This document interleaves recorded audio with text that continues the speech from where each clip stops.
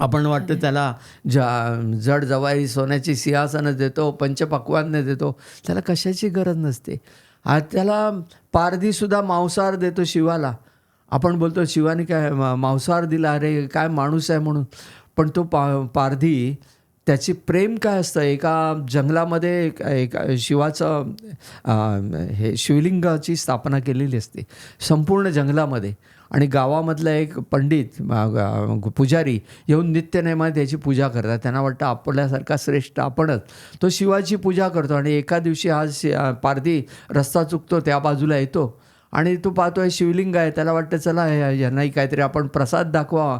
त्याने भिक्षा आणलेली तिथे दाखवत जातो. त्याला ती सवय लागते. एकदा तो चांगला मांस शिकार करतो, मांस आणून ताजा मांस त्या शिवापुढे त्या शिवलिंगाच्या इथेच ठेवतो, ह्याच्यावर साळुंकीवर, आणि बोलतो हे महादेवा आता हे खा. आणि तो निघून जातो. दुसऱ्या दिवशी येतो, पाहतो तर तिकडे मांस तसंच पडलं. अरे तुला आवडलं नाही का, एवढं ताजं मांस तुला दिलं आहे, तुला आवडलं नाही का. आणि तो पुजारी येतो, तो बाहेरून लांबून बघत असतो. तो मांस बघून अगोदर घाबरलेला असतो आणि पुन्हा म्हणे मी पुढे आलो तर हा माणूस आपल्यालाही मारेल अशी भीती वाटते. तो झाडाच्या आडून हे सगळा खेळ बघतोय. हा बसला आहे तिकडे शिवलिंगावर, साळुंकीवर बसला आहे आणि त्याच्याशी वार्तालाप करतो आहे. आणि वार्तालाप करता करता तो बोलतो अरे हे खायचं ना, तुला काय झालं. आणि तो पाहतो तर त्यांच्या नेत्रातून, एका नेत्रातून रक्त बाहेर पडायला. अरे तुला काहीतरी इजा झालेली दिसते म्हणून तू खाल्लं नाहीस का. जंगलात जातो, पुन्हा ते काही वनस्पती आणतो, त्या लावतो, त्याबरोबर दुसऱ्या नेत्रातूनही रक्त यायला लागतं. अरे इकडेही सुरुवात झाली का. असं सगळं त्याचे भाबडे भाव असतात. मग त्यांच्या लक्षात हे काय वेगळंच दिसतं. मग तुला दिसत नाही का, थांब मी माझा डोळा, त्याने बाणाने आपला डोळा काढतो आणि त्या ठिकाणी लावतो. तो डोळा लावता तर दुसऱ्या बाजूने रक्त येताना पाहतो. अरे तुझ्या दुसऱ्या डोळ्यालाही, तो दुसरा डोळा काढायला जातो आणि तो दुसरा डोळा काढताना पाहतो तर अरे म्हटलं हा डोळा काढला तर मी तुला बरोबर कसा लावेन. मग हा भाव असतो. तो साळुंकीवर बसला आणि शिवलिंगावर त्यांनी पाय लावलेत. बघा, विचार करा कशी भक्ती असते ती.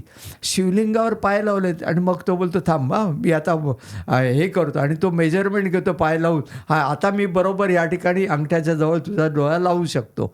अशा रीतीने तो ते करतो. दुसरा डोळा काढायला जातो.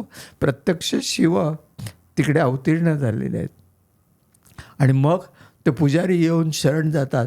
मग हा परमोच्च भाव जेव्हा येतो, कारण शिव काय त्यातला मांस खात नाही, पण त्यातला भाव ग्रहण करतो.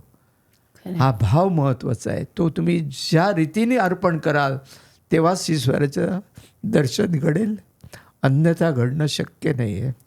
खरं काका, आपला भाव आणि आपली भक्ती तीच महत्त्वाची आहे. ह्यानेच ईश्वर प्रसन्न होतो, नाही का. हो ना. ही क्लिप शेवटपर्यंत बघितल्याबद्दल खूप खूप धन्यवाद. संपूर्ण एपिसोड बघण्यासाठी खाली दिलेल्या लिंकवर क्लिक करा आणि सर्व काही चॅनलला सबस्क्राईब करायला विसरू नका.